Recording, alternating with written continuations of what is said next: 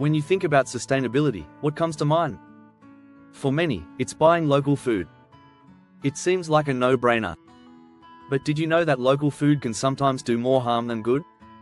Shocking, right? Studies show that food production accounts for about 25% of global greenhouse gas emissions. That's more than all the cars and trucks on the road combined. Here's another eye-opener. While local farms may seem eco-friendly, about 83% of the carbon footprint of food comes from the way it's produced, not how far it travels. So, is local food always the best choice? In this video, we will dive deep into why local food isn't always the most eco-friendly option. We'll explore the traps of greenwashing, the benefits of seasonal eating, and how global trade can sometimes be more sustainable. You'll learn how to spot the best food choices for you and the planet. Get ready to rethink what sustainable really means. Chapter 1: The Greenwashing Trap. How local can mislead. It's easy to assume that local food is always greener, but the reality is much more complex.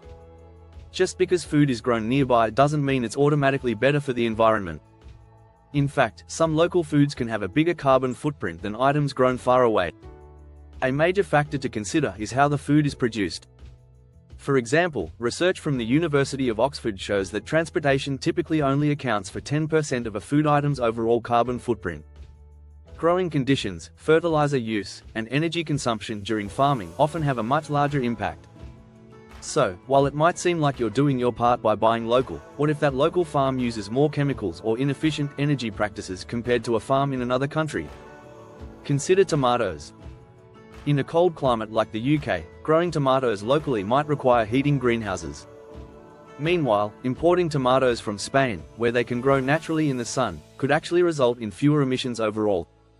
Local doesn't always mean low impact, and that's where greenwashing, when companies overstate their eco-friendly practices, can trick us into thinking we're making a better choice. Chapter 2: Seasonal Eating. A forgotten key to sustainability. One of the easiest strategies for reducing your food footprint is to eat seasonally. When you eat food that's naturally in season in your area, it's usually grown with fewer inputs like energy and water. But modern convenience often means we want strawberries in winter and avocados year-round. Take asparagus, for example. Out-of-season asparagus grown locally in cold regions often requires heated environments and high energy inputs. In contrast, importing asparagus from a warmer country, where it grows naturally during that season, may end up being more eco-friendly. Eating seasonally isn't just about sustainability, it's also about flavor. Produce that's grown in its ideal conditions tastes better and is often more nutritious. As food writer Michael Pollan said, "You are what you eat eats." In other words, the quality of your food is deeply connected to how and where it's grown. Seasonal eating allows nature to do the work, reducing the need for energy-intensive farming techniques like artificial heating, watering, or pesticides. It's a simple strategy, but it can have a significant impact on your environmental footprint. Chapter 3: The Carbon Footprint of Food Miles. More than just distance. One of the biggest myths about sustainable food is that food miles are the most important factor.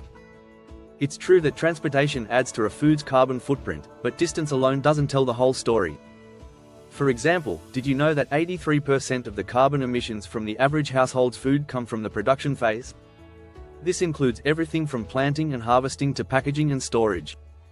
A study published in the journal Science found that transporting food contributes far less to its overall emissions than other factors like land use and energy required for farming.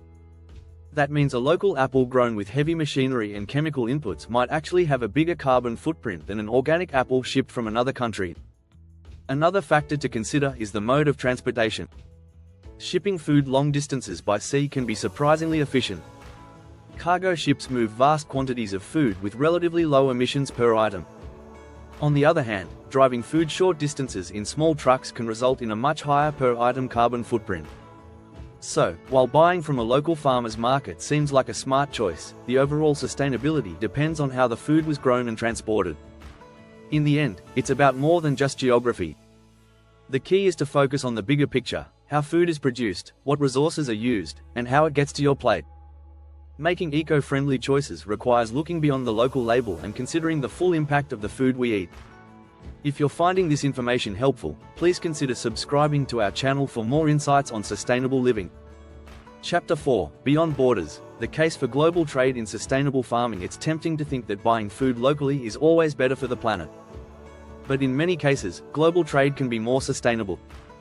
This might sound counterintuitive, but it's all about how food is produced. For instance, certain crops thrive naturally in specific regions without needing artificial inputs like pesticides, water, or energy.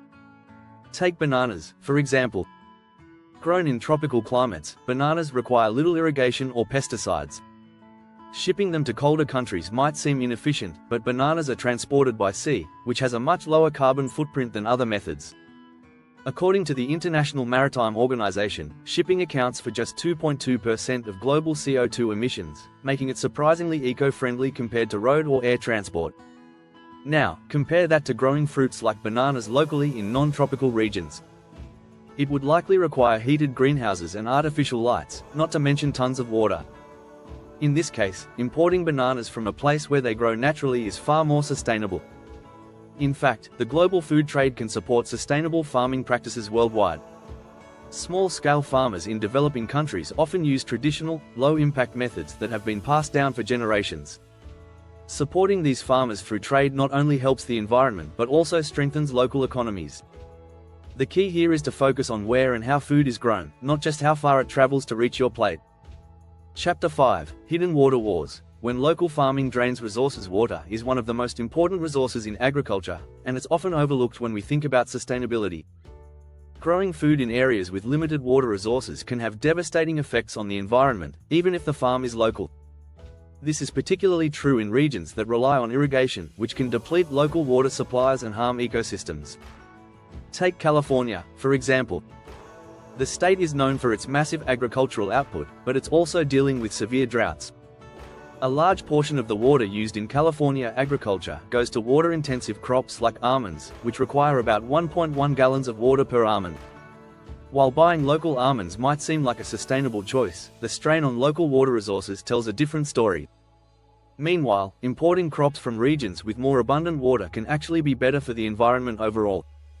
In contrast, countries like Spain have more water-efficient farming practices for certain crops, meaning that importing food from there could reduce the overall water footprint.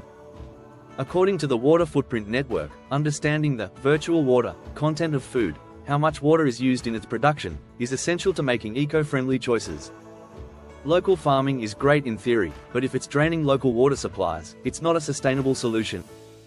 The strategy here is to be mindful of where water-intensive crops are grown. Choosing foods that are cultivated in regions where water is plentiful, even if they're imported, can make a big difference. Sometimes, it's not about buying local, it's about buying smart. If you enjoyed this video and want to learn more about making sustainable choices, don't forget to subscribe to our channel. Together, we can make a difference for our planet.